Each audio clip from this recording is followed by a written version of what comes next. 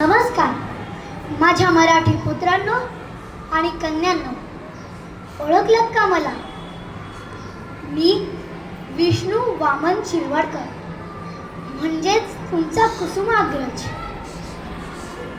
माझ्या बाळांनो, लक्षात ठेवा, मराठी ही केवळ भाषा नाही, तर तो आपल्या पूर्वजांचा श्वास आणि मातृभूमीची शपथ आहे.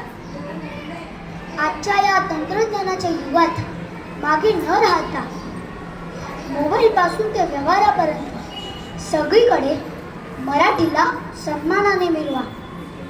जर तुम्ही तुमची भाषा विसरता तर तुमचा इतिहास पोरका होईल आणि तुमचा स्वाभिमान लयाला जाईल. भाषा ही एका दिवसात मरत नसते, तर ती हळूहळू दुर्लक्षाने क्षीण होत जाते. म्हणूनच प्रत्येक दिवस हा मराठी कृती दिन माना. उठा आणि अभिमानाने सांगा की मी मराठी आहे, आणि आपल्या शब्दांनी सह्याद्रीची ताकद जगाला दिसू द्या. धन्यवाद.